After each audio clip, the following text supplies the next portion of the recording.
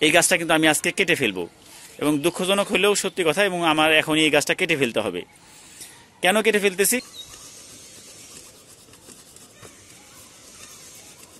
এই জন্যই আপনাদেরকে আমি সাবধান করে দিলাম। আপনারা গাছ কেনার সময় অবশ্যই তো ভিডিওটা ভালো লাগলে লাইক, শেয়ার এবং কমেন্ট করতে পারেন।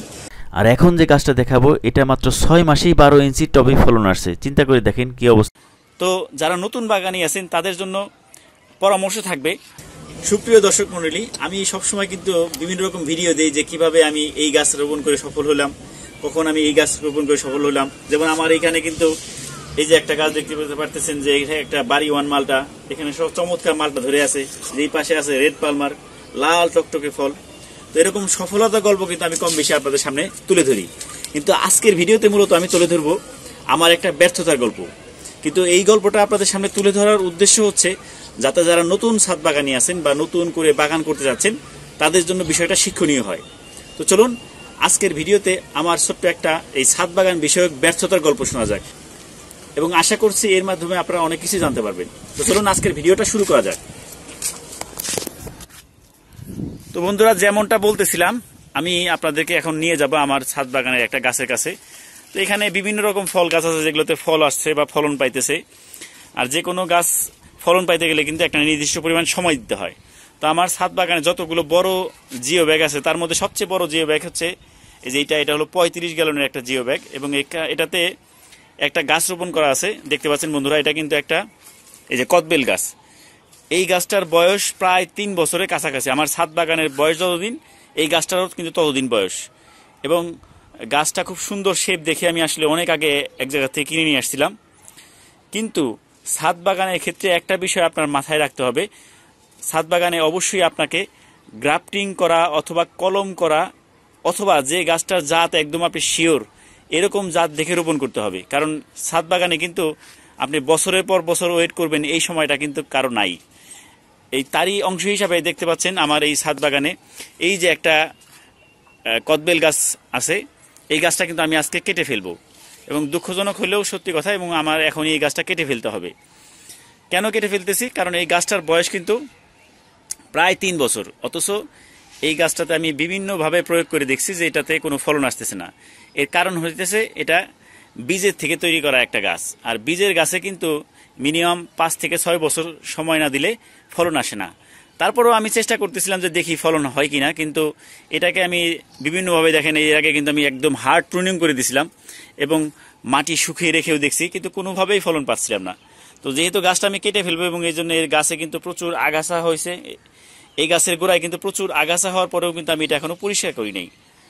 তো যারা নতুন বাগানি আছেন তাদের জন্য পরামর্শ থাকবে যে ছাদ বাগানের গাছের ক্ষেত্রে অবশ্যই আপনারা সঠিক জাত নির্বাচন করবেন, এবং গ্রাফটিং করা অর্থাৎ জোর কলম করা গাছ অথবা গুটি কলম যদিও হয় সেটার অবশ্যই ভালো জাত আপনি বাছাই করে সেই গাছটা কেনার চেষ্টা করবেন। তা না হলে যেটা হবে, এরকম কিন্তু ব্যর্থতার গল্প আপনার জীবনেও আসতে পারে। আমি কিন্তু অনেক দিন আশায় বুক বেঁধেছিলাম যে কবে এই গাছটাতে একটা ফল দেখতে পারবো, অথচ আপনাদেরকে আমি একটু আমার আরেকটা গাছ আপনাদেরকে দেখাই। আমার ছাদ বাগানে এই কদবেল গাছ আরও একটা আছে যেটা 12 ইঞ্চি টবে আছে। তো চলুন আগে সেই গাছটা আপনাদেরকে একটু দেখাই নিয়ে আসি। এই যে দর্শক মণ্ডলী দেখতে পাচ্ছেন, এটা আমার 12 ইঞ্চি টবে কিন্তু একটা কদবেল গাছ, এবং এই গাছটা দেখেন কত সুন্দর ঝোপালো এবং সুন্দর একটা শেপ নিছে। এবং এই গাছের এই যে এইখান থেকে কিন্তু এই যে গ্রাফটিং করা, এই যে গ্রাফটিং করা 12 মাসে এটা একটা কদবেল গাছ, এবং যেহেতু খুবই ছোট গাছ তারপরেও কিন্তু এই গাছে এই বছর দেখেন এই যে এখনো একটা গুটি এখানে সেট হয়েছে, এখানে একটা আছে। তারপরে যদি দেখানোর চেষ্টা করি, যে এই পাশে দেখেন এই যে আছে, এখানে এই যে এই পাশটাতে এরকম কয়েক জায়গায় কিন্তু বিভিন্ন ফল সেট হয়েছে। অথচ আমার ওই গাছটা 3 বছর হয়ে গেল, কোনো ফুলের দেখা নাই, ফল তো অনেক দূরের কথা।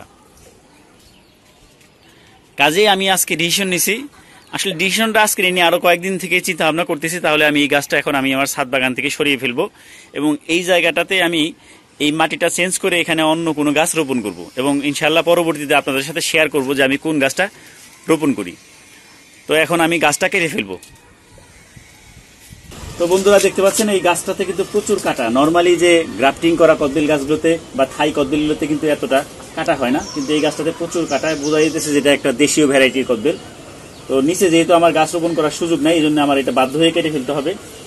যেখানে অন্য কিছু গাছ আছে, যেমন তুলসী গাছ টাছ হয়েছে, আমি এগুলো অন্য কোনো কাজে ব্যবহার করবো, সমস্যা নাই, কিন্তু আপাতত আমি এই গাছটা কেটে ফেলবো।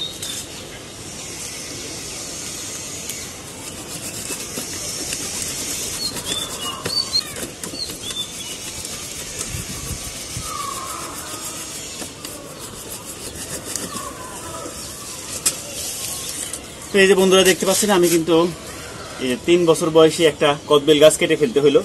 তো আপনাদের সাথে এই ভিডিওটা শেয়ার করার উদ্দেশ্য হচ্ছে যাতে আমার মতো আপনারা এই ভুলটা না করেন, কারণ আমি শুরুর দিকে যখন বাগান শুরু করি তখন আমার এইসব বিষয়ে এক্সপিরিয়েন্স অতটা ছিল না।